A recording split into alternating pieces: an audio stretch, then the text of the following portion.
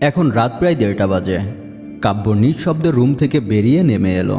বাড়ি তালাবদ্ধ করে গ্যারেজে অন্ধকারে পা রাখলো কাব্য। সেখান থেকে বাইক বের করে ছুটে গেল প্রিয়তমাকে এক ঝলক দেখার অদম্য আকুলতায়। চতুর্পাশে চাঁদের আলোয় উজ্জ্বল দেখাচ্ছে, নবমণ্ডলের তারাগুলো মুক্তার মতো ঝিকমিক করছে। দূরে কয়েকটা কুকুর ঘেউ ঘেউ শব্দে রাতের নিস্তব্ধতায় তরঙ্গ তুলছে। কাব্য প্রকৃতির এই অপূর্ব আবেশ উপভোগ করতে করতে প্রায় 15 মিনিটের মতো বাইক রাইড করে পূর্ণতাদের বাড়ি পৌঁছালো। গেট খুলে বাইক ভেতরে রেখে নীরবে পিছনের দিকেই এগিয়ে গেল। 2 তালা বিশিষ্ট বাড়িটা চাঁদের আলোয় খুব রহস্যময় লাগছে। বাগানের কোণে দাঁড়িয়ে থাকা কাঠের লম্বা মইটা বেয়ে কাব্য বেলকনিতে উঠছে, যেটা দিয়ে মাঝে মধ্যেই ছাদে ওঠা হয়। কিঞ্চিতক্ষণের মধ্যেই ধীর পায়ে বেলকনির কিনারায় উঠে এলো। গ্রিলে ছোট তালার ব্যবস্থা আছে। সেই চাবিটা সবসময় কাব্যর কাছে থাকে, যেটা গত 3 বছর ধরে অগাধ যত্নে আগলে রেখেছে। কাব্যের কড়া নির্দেশ, রাতে পূর্ণতার রুমে লাইট জ্বালিয়ে বেলকনির দরজা আটশটভাবে বন্ধ রেখে তবেই ঘুমাবে। বিগত 3 বছর ধরে এই নিয়ম অপরিবর্তনভাবেই চলছে। বেলকনির লক খুলে কাব্যের রুমে ঢুকে গেল।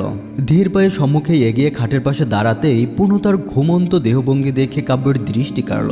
হঠাৎ চোখ পড়ল পূর্ণতার ডান পায়ের নখে বাঁধা ব্যান্ডেজের দিকে। মুহূর্তে কাব্যের ভুরু ভাঙা কুঁচকে গেল। দ্রুত পায়ের সান্নিধ্যে এগিয়ে হাঁটু গেড়ে বসল। মনে প্রশ্ন জমে উঠল, পূর্ণতা তো কিছুই বলেনি, তবে ব্যথা পেল কিভাবে? তাহলে কি এ কারণেই তখন কান্না করছিল? কাব্য আলতো করে পূর্ণতার মাথায় হাত বুলিয়ে কপালে প্রগাঢ় এক চুম্বন রাখল। চোখে নেশামাখা উৎকণ্ঠা, আবার অদ্ভুত এক আকুলতা। নিঃশব্দের ফাঁকে ফাঁকে পূর্ণতাকে দেখে মনে হলো যেন এই মুহূর্তে পৃথিবীর সব কোমলতা মিশে আছে প্রিয়তার গালে। নিজের অজান্তেই কাব্য ফিসফিস করে বলে উঠল, ঘুমের রাজ্যে তুমি এক অপূর্ব নারী। তোমার এই স্নিগ্ধ মুখটি দেখলে মনে হয় পৃথিবীতে আর কোনো দুঃখ নেই আমার। এভাবেই সময় গড়িয়ে গেল। নিঃশব্দে 2 ঘন্টা পেরিয়ে গেল কাব্যের এই নীরব পাহারায়। ভোর 4:30টায় কাব্য ধীরে উঠে দাঁড়ালো। আরেকবার স্নেহভরা দৃষ্টিতে পূর্ণতার দিকে তাকিয়ে বাড়ি ফেরার পথে রওনা হলো। বাসায় ফিরে ক্লান্ত শরীরটাকে শয্যায় রাখতে কাব্য নিমিষেই ঘুমের রাজ্যে তলিয়ে গেল। স্নিগ্ধতা মানেই এক ধরনের প্রশান্তি, আর সকাল সে তো নতুন দিনের দরজা খুলে দেওয়ার এক পবিত্র মুহূর্ত, যেখানে আশার আলো আর সম্ভাবনার সুবাস মিশে থাকে। প্রকৃতির মনোরম দৃশ্য, কোলাহলহীন পাখির গান, নরম সূর্যের আলো আর চতুর্দিকের সবুজের শান্ত ছোঁয়ায় সকাল যেন আরও মোহনীয় হয়ে ওঠে। ফজরের আজান ভেসে আসতেই পূর্ণতার আব্বু আম্মু নামাজের জন্য জেগে উঠল। মেয়েকে ডাকলে পূর্ণতা ঘুম ঘুম চোখে নামাজ পড়ে আবার বিছানায় শুয়ে পড়ল। ইছাক খান চাদর টেনে নিল, আর মেহেরিন খান সকালের নাস্তা তৈরির জন্য ব্যস্ত হয়ে পড়লেন। পাশাপাশি দুপুরের রান্নার কাজও এগিয়ে রাখছেন। ঘরের কাজের এসব নিঃশব্দ ছন্দে সকাল আরও পরিপাটি হয়ে উঠল। মেহেরিন খান 8:30টার মধ্যে নাস্তা তৈরি করে মেয়ের রুমে ঢুকলেন। লাইট অন করে পূর্ণতাকে মৃদু স্বরে ডাকলেন, এখন ওঠো আম্মু, নয়তো দেরি হয়ে যাবে। পূর্ণতা চোখ মেলে একটু বিরক্তি, একটু অস্থিরতা নিয়ে উঠে বসল। এরপর দ্রুত ফ্রেশ হতে ওয়াশরুমে ঢুকে গেল। বের হয়ে আসার পর ছোট্ট এক ঝড় চুলাচোর, ব্যাগ গোছানো, ইউনিফর্ম ঠিক করা, সব মিলিয়ে তাড়াহুড়ার এক ব্যস্ত ছন্দ। পূর্ণতার কলেজে যাওয়ার প্রস্তুতি নিতে নিতেই সকালটা যেন পুরোপুরি জীবন্ত হয়ে উঠল। ইশাক খান সরকারি চাকরিজীবী, সোনালী ব্যাংকে সম্মানজনক জেনারেল ম্যানেজার পদে কর্মরত আছেন। সকালে অফিসে যেতে হবে, পরিপাটি পোশাকের প্রস্তুতি হয়ে ডাইনিং টেবিলে বসে আছেন। মেয়ে না আসা পর্যন্ত যেন তার সকালের শুরুটাই অসম্পূর্ণ লাগে, তাই অপেক্ষায় চোখ রাখছেন করিডোরের দিকে। পূর্ণতা বই খাতা গুছিয়ে ডাইনিংয়ে এসে নাস্তার টেবিলে বসলো। ইশাক খান ছেনওবড়া হাতে মেয়েকে খাইয়ে দিতে শুরু করলেন, নিজেও একটু একটু করে খাচ্ছেন। পাশে মেহেরিন খান নাস্তা করছেন, আবার একসঙ্গে ওদের প্লেটে খাবার তুলেও দিচ্ছেন। ঘর জুড়ে যেন এক উষ্ণ ছন্দময় পারিবারিক সকাল ছড়িয়ে আছে। সূর্যের আলো পর্দার ফাঁক ভেদ করে এসে কাব্যের মুখমণ্ডলে উপচে পড়ল। এখন সকাল 9টা বাজে। কাব্য চমকে উঠে তড়িঘড়ি করে ওয়াশরুমে ঢুকে পড়ল। মাত্র 20 মিনিটের মধ্যে ফ্রেশ হয়ে দ্রুত রেডি হচ্ছে। সাদা শার্ট, কালো প্যান্ট, তার উপর ঝকঝকে সাসপেন্ডার, হাতে ঘড়ি আর চুলে হালকা জেল দিয়ে স্পাইক করে আয়নায় শেষবারের মতো নিজেকে দেখে ব্যাগ কাঁধে তুলে নিল। সব প্রস্তুতি শেষ করে যেন ঝড়ের গতিতে সিঁড়ি বেয়ে নিচে নামতে লাগলো। ডাইনিং টেবিলে বসে আশরাফ চৌধুরী, মেহেরুমা চৌধুরী এবং জুমা ইতিমধ্যে নাস্তা খেতে শুরু করেছে। কাব্যের এমন তাড়াহুড়া দেখে আশরাফ চৌধুরী ভুরু কুঁচকে শুধরালেন, এভাবে দৌড়ে নামছে কেন? সাবধানে নামো, পড়ে গিয়ে বিপদ হবে। মেহেরুমা চৌধুরী ব্যস্ত ভঙ্গিতে বললেন, আব্বু আগে নাস্তা করো, পরে বের হও। কাব্য দ্রুত জুতা পরতে পরতে প্রস্তুত্তর করলো, এখন সময় নেই, পূর্ণকে কলেজে পৌঁছে দিতে হবে, নাস্তা বাহিরে করে নেব। কথা শেষ করে বাইক স্টার্ট করে দ্রুত বেরিয়ে গেল। কাব্য বেরিয়ে যাওয়ার অল্পক্ষণ পরই আশরাফ চৌধুরী তার মেয়ে জুমানকে সঙ্গে নিয়ে বাড়ি থেকে বের হলেন। পেশায় তিনি সেনাবাহিনীর একজন মেজর। শৃঙ্খলা তার রক্তে মিশে আছে। প্রতিদিনের মতো আজও প্রথমে মেয়েকে বিশ্ববিদ্যালয়ে পৌঁছে দিয়ে তারপর নিজের অফিসের পথে রওনা দিলেন। দৈনন্দিন অভ্যাসের ধারাবাহিকতায় আজও কোনো পরিবর্তন ঘটল না। 9:30টার দিকে কাব্য পূর্ণ তার বাসার গেটের সামনে এসে দাঁড়ালো। ওকে নিয়ে কলেজে যাবে। গত 3 বছর ধরে এই রুটিনের কোনো পরিবর্তন নেই। পূর্ণতা কখন কি করবে, কি খাবে, কোন পোশাক পরবে, সব কিছুর সিদ্ধান্তই কাব্য দেয়। ওকে পড়াশোনা থেকে শুরু করে কলেজে পৌঁছে দেওয়া আবার নিয়ে আসা সবটাই কাব্যের অলিখিত দায়িত্বর মতো হয়ে দাঁড়িয়েছে। পূর্ণতা নাস্তা শেষ করে ওর আব্বুর সঙ্গে নিচে নেমে দেখে কাব্য 2 হাত বুকে গুজে বাইকের সাথে হেলান দিয়ে অপেক্ষা করছে। ইছাক খান জিজ্ঞাসা করলেন, নাস্তা করে এসেছো? কাব্য মাথা নাড়িয়ে না সূচক উত্তর দিলেন। তাহলে উপরে গেলে না কেন? কাব্য শান্ত স্বরে উত্তর দিল, পরে খেয়ে নেব। পূর্ণতা কাব্যর সম্মুখে এসে দাঁড়াতেই ঠোঁট ফুলিয়ে জিজ্ঞাসা করলো, খেয়ে আসতে কি সমস্যা লাগে নাকি? কাব্য কোনো জবাব দিল না, গাছাড়া স্বরে প্রশ্ন ছুড়ে দিল, পায়ের ব্যথা পেয়েছিস কিভাবে? পূর্ণতা থমকে গেল। আজ পায়ে সাদা শু জুতা পড়েছে, পায়ে একদমই দেখা যাচ্ছে না। গতকাল কাব্যকেও কিছু বলেনি, তাহলে জানলো কিভাবে?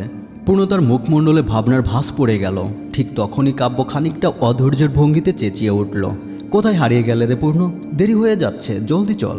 পূর্ণতা বাইকে উঠে বসতেই কাব্য রাইড শুরু করলো। ওরা প্রায় আধা ঘন্টা ভ্রমণের পর কলেজে পৌঁছে গেল।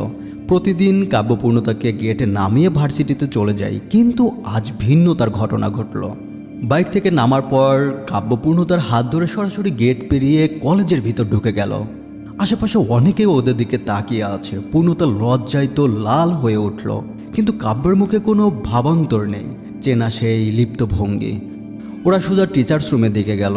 প্রিন্সিপাল স্যারের সঙ্গে দেখা করে কাব্য জানালো যে পূর্ণতার উচ্চতর গণিতের পরীক্ষার খাতা দেখতে চাই। প্রিন্সিপাল স্যার অনুমতি দিলেন। ইমরান স্যার খাতা বের করে দিলেন। খাতা খুলে কাব্য দেখলেন মোটামুটি সব অঙ্কই ঠিক আছে। মোট নম্বর 88 পেয়েছে, কিন্তু স্যার ভুল হিসাব করে 68 নাম্বার লিখেছে। অতঃপর স্যার পুরো ঘটনাটির জন্য লজ্জিত হয়ে ক্ষমা চাইলেন। প্রিন্সিপাল কঠোর ভঙ্গিতে তাকে ওয়ার্নিং দিয়ে বললেন, নেক্সট টাইম যেন এমন ভুল আর না হয়। ওরা টিচার্স রুম থেকে বের হয়ে ক্লাসরুমের দিকে গেল। কাব্য পূর্ণতাকে বেঞ্চে বসিয়ে মানিব্যাগ থেকে 2000 টাকা বের করে হাতে ধরিয়ে দিয়ে বলল, ব্রেক টাইম হলে হালকা কিছু খেয়ে নিস। কিঞ্চিতক্ষণের মধ্যে কাব্য ক্লাসরুম থেকে বেরিয়ে বাইক নিয়ে ভার্সিটির দিকে রওনা দিল। পূর্ণতা ক্লাস শেষ করে ব্রেক টাইমে ওর বান্ধবী দিশার সঙ্গে আইসক্রিম খেতে খেতে গল্পে মেতে উঠল। দিশা হেসে বলল, দোস্ত আজকে ভাইয়াকে সাদা শার্টে দেখে মনে হলো একদম পাক্কা সুদর্শন। সত্যি বলতে ভাইয়ার উপর চোখ রাখাই কঠিন ছিল। পূর্ণতার সাথে সাথে ভুরুকুসকে সতর্ক করলো, একদম নজর দিবি না বলে দিলাম। দিশা নাটকে ভঙ্গিতে হাত তুলল, আমি কি নজর দেব রে, অলরেডি বাকিরা দিয়ে ফেলেছে। তবে শোন, একটা জিনিস কিন্তু আমি খেয়াল করেছি, ভাইয়া তুই ছাড়া অন্য কোনো মেয়ের দিকে কিন্তু একবারও তাকায়নি, আর আমাকে তো পাত্তাই দিল না। পূর্ণতা কটমট করে তাকাতে দিশা পুনঃ হেসে বলল, আরে আরে মজা করছি বোন, তোর মাল তোরই থাক, আমার নজর দেওয়ার ইচ্ছা নেই। দুই বান্ধবী আইসক্রিম শেষ করে আরও কিছুক্ষণ আড্ডা দিল। হাসাহাসি, গল্প, দিনের সব ক্লান্তি মিশিয়ে সব কেটে গেল অদ্ভুত আপন মনে। বাকি ক্লাস শেষ হতেই 3টায় কলেজ ছুটি হয়ে গেল। এদিকে কাব্য 2:30টার দিকে বাইক নিয়ে ধীরে ধীরে পূর্ণতার কলেজের পথে এগাচ্ছে, মনের ভিতর অদ্ভুত আর অধীর অপেক্ষা নিয়ে। রাস্তায় ঘটল আরেক বিপত্তি। মাঝপথে একটি অ্যাক্সিডেন্টের কারণে পুরো রাস্তা জ্যাম হয়ে গেছে। গাড়ির হর্ন, মানুষের চিৎকার, সব মিলিয়ে বিশৃঙ্খলা পরিস্থিতি। কাব্য বাইকের উপর বসে অস্থির হয়ে বারবার হাত ঘড়ির দিকে তাকাচ্ছিল। মিনিটগুলো যেন ইচ্ছে করেই ওকে তিরস্কার করছে।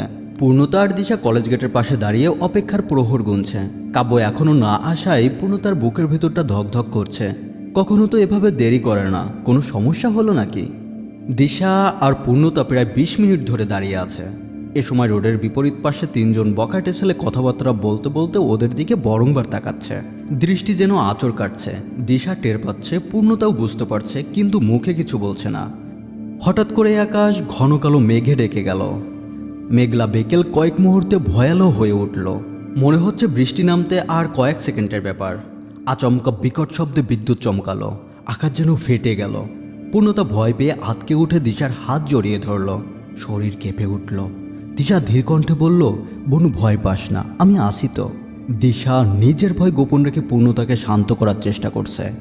ওই তিনটা ছেলে হঠাৎ বাইক নিয়ে এসে দিশা আর পূর্ণতার সামনে আড়াআড়ি দাঁড়িয়ে গেল। দিশার বুকের ভেতর কাঁপতে কাঁপতে সাহস জোগাড় করে জিজ্ঞাসা করলো, আপনারা কি চান? ছেলেগুলো দাঁত বের করে অশ্লীল হাসি হাসলো। একজন বলে উঠল, তোমাদেরকে চাই সোনা পাখি, অনেকক্ষণ ধরে দাঁড়িয়ে আছো, এবার চলো, যেখানে যেতে চাও আমরা পৌঁছে দিচ্ছি। দিশা গম্ভীর স্বরে বলল, লাগবে না, আমরা নিজেরাই যেতে পারবো, আপনারা এখান থেকে যান। পূর্ণতার গলা যেন শুকিয়ে কাঠ হয়ে গেল। চতুর্পাশে কোনো মানুষ নেই, আকাশ মেঘলা, তাই সবাই যার যার মতো তাড়াহুড়া করে চলে যাচ্ছে। ভরসা করার মতো কাউকে চোখে পড়ছে না। ছেলেগুলোর মধ্যে একজন ঠোঁট বাঁকিয়ে বলল, আহা রাগ করছো কেন? তোমরা যদি একটু বাইকে ওঠো তাহলে আমাদের মনটা ভালো হয়ে যাবে। সহসা তাদের মধ্যে একজন সম্মুখে এগিয়ে এসে পূর্ণতার হাত চেপে ধরল। চোখে মুখে কুৎসিত তৃপ্তির হাসি। সে গলায় হিংস্র সুরে বলল, এই মালটা আমার বস, একে পেলে দারুণ মজবে, দেখছি একদম কড়া আছে। পূর্ণতা এক ঝটকা দিয়ে ছেলেটার হাতের কবজি থেকে ছুটিয়ে নিল। আর রাগে ভয়ে পুরো শরীর কাঁপছে। পরের মুহূর্তটাই ঠাস, পূর্ণতার হাতের চর সরাসরি ছেলেটার গালে গিয়ে পড়ল।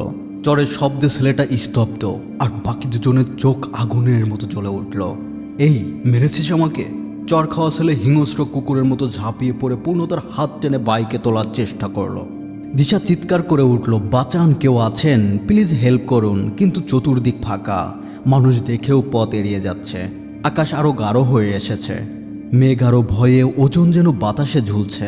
এদিকে কাব্যের দূর থেকে দৃশ্যটা চোখে পড়তে নিজের বাইক শক্ত করে ধরে গতি বাড়িয়ে দিল।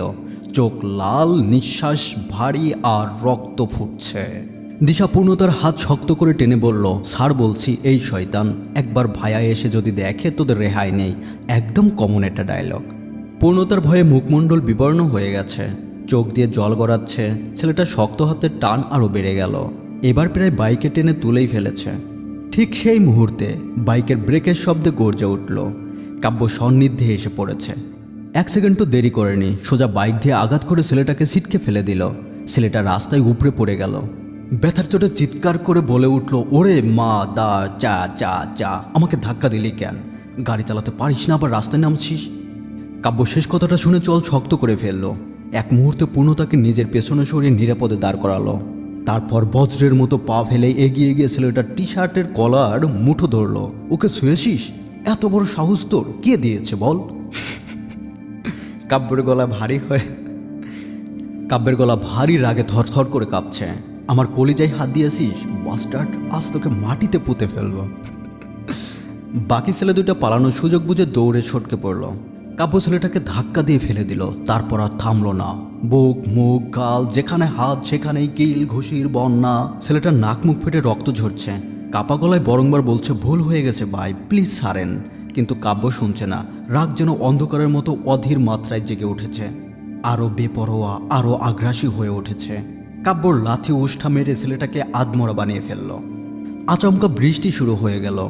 শহরের মাথায় আকাশের ভারী মেঘ নেমে এসেছে। বৃষ্টির জল মাটিতে ছিটকে লাল রঙে মিশে যাচ্ছে। পূর্ণতার দিশা রাস্তার ধারে গুটিচুটি হয়ে দাঁড়িয়ে আছে।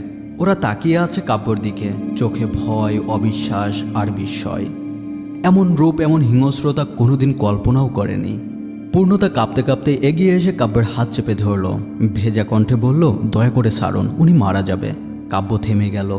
এক মুহূর্তে ওর চোখে লালচে আগুন নিভে গেল। ধীরে ধীরে উঠে দাঁড়ালো। ছেলেটা লুটিয়ে পড়ে আছে। তারপর কোনো রকম উঠে ভেজা রাস্তায় দৌড়ে পালিয়ে গেল।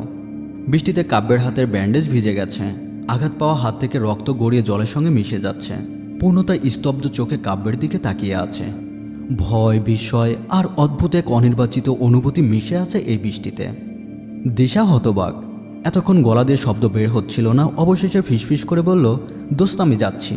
অতপর দ্রুত গলার স্কার্ট ঠিক করে বাসার রাস্তা ধরে চলে গেল। কাব্য বাইকে বসলো। ভেজা হাতে পূর্ণতার হাত ধরে উঠিয়ে নিল। ইঞ্জিন আবার গর্জে উঠল। বৃষ্টি ভেদ করে ধীরে ধীরে বাসার পথে রওনা হলো, নীরব, ভারী, অজানা এক অস্থিরতাকে সাথে নিয়ে।